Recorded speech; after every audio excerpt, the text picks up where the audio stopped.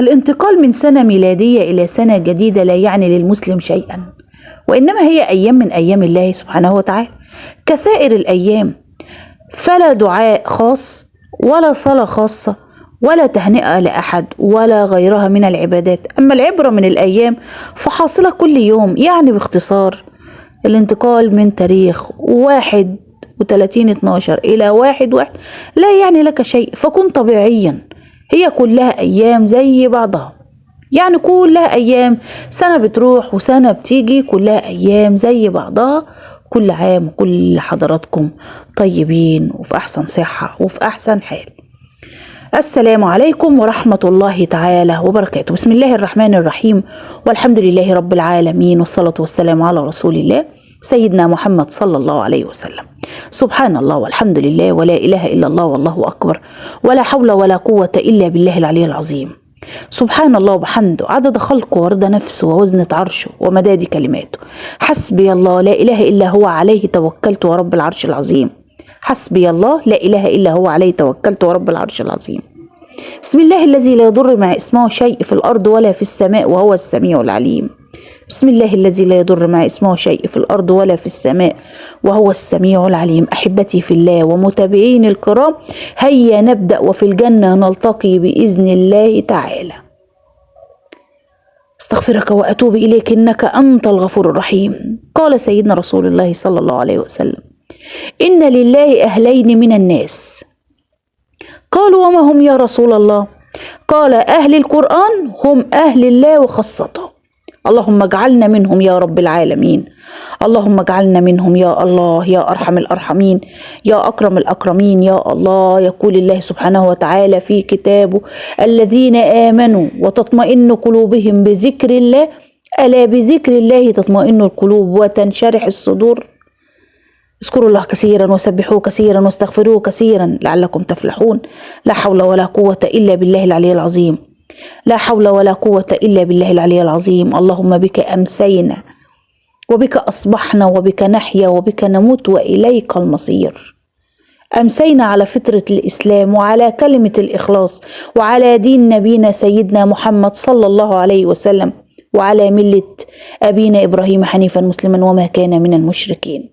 سبحان الله وبحمده عدد خلقه ورضا نفسه ووزنة عرشه ومداد كلماته. استغفرك وأتوب إليك إنك أنت الغفور الرحيم. اللهم إني أسألك العفو والعافية في الدنيا والآخرة. اللهم إني أسألك العفو والعافية في ديني ودنياي وأهلي ومالي. اللهم استر عورتي وآمن روعتي.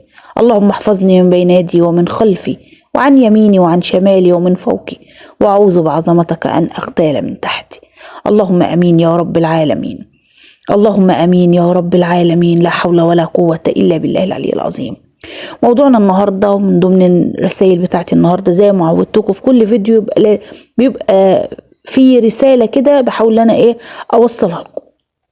في أشخاص كده أول ما تشوفهم تلاقي نفسك بتقول ده محترم، بتشعر فعلا كده بجملة إن أهله عرفوا ربهم بمعنى أصح، محترمين في شكلهم وفي لبسهم وفي كلامهم وعقلهم وفي تفكيرهم. ولما تيجي تتكلم معاهم تلاقي كل حاجة سهلة وتلاقيها ماشية بسلاسة كده ما فيهاش تعقيدات، وبتلاقي الرد بتاعهم أو كلامهم أو طريقة كلامهم كويسة. هتلاقيهم اتربوا على كم كلمة دايما على ألسنتهم: آسف، لو سمحت، صباح الخير، شكرا، حضرتك، قول السلام عليكم لو بتسمعوا. بس يعني هي دي ملخص الكلمات اللي بيقولوها. ما بيحبوش يدخلوا في خصوصية حد، بيحترموا خصوصية الناس، والناس دول بيبقى عندهم ذوق بمعنى أصح. ودول فعلا بفرح جدا لمجرد إني بتعامل معهم. يقول سيدنا رسول الله صلى الله عليه وسلم: بسم الله الرحمن الرحيم: ألا أخبركم بمن يحرم على النار وبما من تحرم النار عليه؟ على كل هين لين قريب سهل. صدق رسول الله صلى الله عليه وسلم. لا حول ولا قوة إلا بالله العلي العظيم. استغفرك وأتوب إليك إنك أنت الغفور الرحيم. أستغفرك وأتوب إليك إنك أنت الغفور الرحيم. مهما شعرت بالحيرة والضياع لا تتوقف عن السير إلى الله وذكره. اذكروا الله كثيرا وسبحوه كثيرا واستغفروه كثيرا لعلكم تفلحون. يا رب رحمتك الواسعة بينا يا أرحم الأرحمين يا أكرم الأكرمين يا الله، رحمتك الواسعة بينا يا رب. أستغفرك وأتوب إليك إنك أنت الغفور الرحيم. أستغفرك وأتوب إليك إنك أنت الغفور الرحيم. يا حي يا قيوم برحمتك أستغيث، أصلح لي شأني كله ولا تكلني إلى نفسي طرفة عين. رحمتك الواسعة بينا يا الله. أحبتي في الله ومتابعين الكرام، في نهاية الفيديو أتمنى لا تنسوني بدعوة حلوة منكم ولكم مني بالمثل. أشوفكم فيديوهات تانية كتيرة، أقول لكم السلام عليكم ورحمة الله تعالى وبركاته.